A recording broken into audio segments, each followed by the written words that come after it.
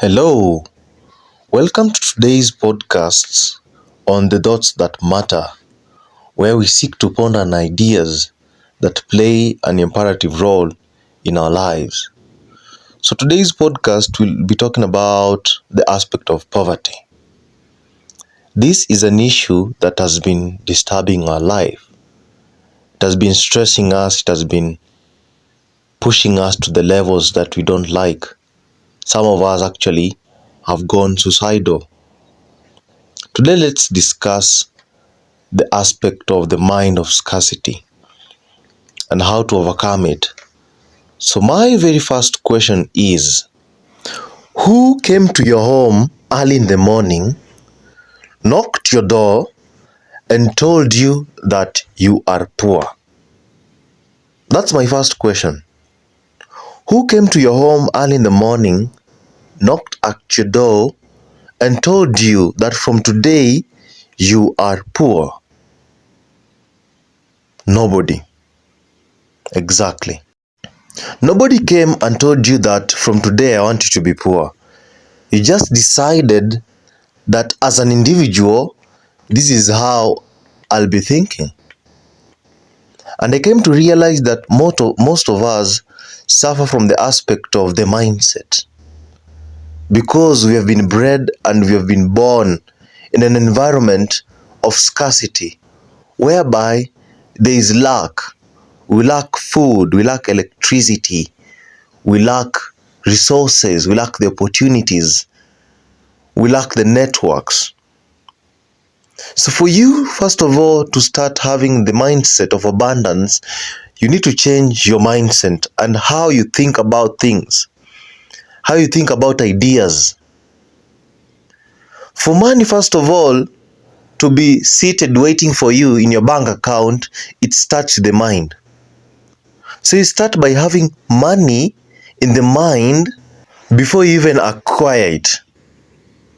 So ask yourself, if nobody came to your home in the morning and told you that from today I want you to be poor, then it's something that you placed upon yourself. And let's look at the example of an elephant. How many of you have visited any national park or reserve in Kenya or any part of the country that you are in?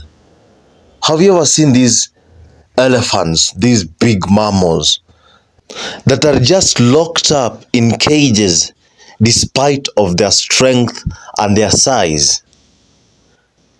So from my hypothesis and from my evaluation, I figured out that it was all an aspect of the mindset. And this is how they do it in the game reserves. So when an elephant is expectant of a calf, I think it takes 2 years for one to give birth. So when a calf is born, it is usually tied with a rope to restrict its locomotion. So in the process of it being tied, let's say for months, it struggles, it tries to get out from the rope, it struggles to a point whereby it accepts that this is where I belong. I can't go beyond this rope. And we all see it in our homes. We tie dogs, some of us have poultry, we tie them. So they strive to get out of that position, but they can't. To a point whereby they just acclimatize to that position. This is where you can even meet a donkey just relaxed because it has been trying to get out from that rope, to get out from that position, but it can't. So most of us are like that calf. We tied ourselves by the society norms and what we learned from people, the constraints, that this is who we are. So we have been trying to get out of that position, but we can't because we have tied ourselves in the mind. So what happens to this calf? When the calf becomes mature, when it becomes an adult, it now knows that this is who I am. So despite of the strength, despite of the body size, it can't escape from that place because it's tied in the mind. If you go to India, I think it's India or China, or these movies. Have you ever seen movies whereby there are people riding on elephants? Why? But the same elephants are the ones that are risky because they're wild animals. So it's the concept of the mind. Human beings are so smart that they train the mind of the elephant while it's small without it knowing. So most of us have a mind that is programmed towards poverty. So whenever anything you see or anything you touch turns into poverty instead of gold. So first of all, my challenge to you is to untie yourself from that rope, that mindset that you have, that this is who I am because of the environment that you are in. I really understand that most of us have been bred and born in an environment whereby we don't have food. So we constantly ask for food. We are constantly borrowing money. We are constantly borrowing these. If you go to our local homes, you'll find small children asking for as low as 10 shillings. For what for? To buy sweets, to buy biscuits. Why? It's because they're thinking small. People from the environment of abundance know the real function of money. A child in an environment of abundance already knows that if I have this penny, I should have it saved. But in the environment of scarcity, because that's where we have adapted to, we begin to use even the smallest penny that you have, and we grow into adults that can't manage funds. So we end up complaining that we don't have money, we don't have jobs, we don't have opportunities, because we have been bred in a location whereby our work is to wait. We are tied within the rope, so we can't move beyond the rope.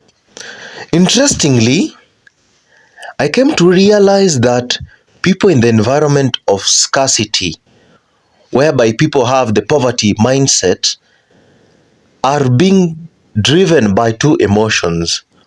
One is the desire, and two is fear. So how does desire keep them poor? In the environment of scarcity, they usually see people from the environment of abundance having these big vehicles, big houses, land, they have food, and they admire that life. So they have the wrong connotation of how life should work.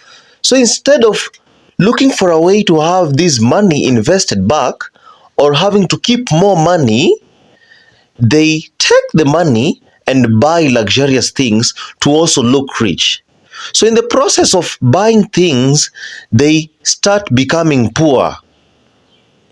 So the desire to fit in, actually, human beings have this instinct of fitting in. Everybody wants to fit in. But in the environment of scarcity, they use the desire against them. Have you ever noticed that most people who have a lot of money, who of the real fact that they have a lot of money, are just people who have it invested? They know the nature of money. They know the real function of money. They know the history of money. Money was meant to be invested. In fact, in the early 1960s, money had no value. Gold had the value. So the function of money was to display that you actually owned gold. It was like a title deed for a land. Right now, if you have a title deed and you have land, which one is much more important? The land, not the title deed, because the title deed shows ownership. So that was the real function of money in the 1960s till it was removed from the gold standard. So this has been a big challenge whereby most people actually think that money has the value. Money will never have value. It's the commodity, it's the entity that comes with it. It's like a title deed. If you have a title deed and you have land, which one is of much importance? The land. The title deed is a symbol of what? Ownership. So most people in the environment of poverty or scarcity don't realize this. So whenever they get that small note, instead of keeping it, they want to desire. They want to satisfy their desires. So because in the environment of scarcity, their lives is full of looking and comparing themselves to other people. If you have ever seen a dog, if you have a dog per se in your compound and it's tied during the day, and coincidentally another dog is passing and it's not tied, the dog that is tied, it will start complaining and whining. Why? Because it's tied, it doesn't have the freedom. So people in the environment of scarcity don't have the freedom. They don't have financial freedom. So instead of seeking the right methods to have that financial freedom, they compare themselves and push themselves to the wall. While the people who have the environment of abundance and the mindset of abundance, the rich mindset, they know the real function of money. So whenever he gets money, he invests it. After an investment, there's a return on investments, the return. So he uses the return to open up a business. He uses the return to buy a vehicle. He uses the return to buy books, to buy a land, to buy things, to buy a watch, to buy a suit, to buy that vehicle, to go to Dubai, to go to places. But in the environment of scarcity, because their life is full of comparisons, they don't know the real aspect of how to get rich. So what do? The small note that they have, instead of investing it so that it can come in abundance, they procure things that they can't afford to please people who actually don't care about them. Most of them strive to please people they hate. Is that even logic? I don't find it reasonable enough. In addition, people in the environment of scarcity, or people by the very fact that have the poverty mindset, have fear. They have a lot of fear. So because they're in the environment whereby they are tied, they don't get money easily. So whenever they get it, they strive to keep more rather than look at how it will multiply. If you read the Bible, there's usually this aspect that I remember in primary school of the three servants who are given money. So the first servant was given a penny. The second one was also given money. The third one was also given money. But it was the third servant who went and dug that money under a hole, immersed it and covered it. And when the master came back, he told him, "Master, you gave me this one. This is what I have." But the other people invested it. And imagine that's from a religious point of view, that whatever we have, we should always seek to have it multiplied rather than keeping it in a safe place. Another form of fear that most people in the environment of scarcity or the poverty mindset have is they fear the fear of missing out, the fear of being criticized, the fear of being judged, the fear of being told you don't fit in. So what do they do whenever they have money? They strive to live into another person's desire. So because someone told you that if you don't have this type of shoes, you are not this type of person. So you end up spending the little that you have to buy what you can't afford to please someone who also doesn't care about you. So you as an individual have a role today. Manage your mindset, untie yourself from that point. And as I said, nobody came to your home, knocked and told you that from today you are poor. It is a decision that you made without knowing. It is a decision that you made while you are young. without knowing, unintentionally. Because when we are young, we tend to emulate everything that we see in our environment. We tend to copy what we see rather than what we are told to do. So from today, stop copying from the people who are in the environment of scarcity. You're copying the wrong thing. That's how life is. Life is designed in a way whereby our work is to mainly copy paste or invent something. If you look at the clothes you are wearing, they are someone's idea, but you copy pasted how someone wore it. That business that you're planning to have, you're copy pasting it from someone. That house that you're planning to have, you're copy pasting it from someone. That shoes that you have, you're copy pasting it from someone. Life is designed in a manner that we constantly copy what we see around us. So make sure that you're copying the right thing. Make sure that you have the right people around you so that you can copy from them the right things that need to be done. Winners do things because it needs to be done, not because they feel like. Nobody feels like, wow, I love waking up. Personally, I don't. But I have to wake up very early in the morning, not because I'm motivated, but it's because it's in my system that you need to wake up. So you also have a role to play in your life. Wake up because you are probably sleeping on yourself. Stop satisfying other people's desires. And I can help you by doing this. Just take a calculator. I believe your phone has a calculator, your smartphone. Take your calculator and just enter into that house of yours. Start calculating the amount of things you have in that house. Do a total calculation on how much everything costs. And necessarily, you'll find out that you have been buying wants and not needs. My question to you is, do you need it or do you just want it? In a nutshell, start managing your mind by managing the people that are around you.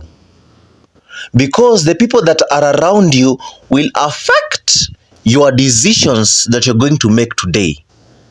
There's no point of telling me that from today I'll stop smoking cigarette while you're constantly hanging around them. It's not logic.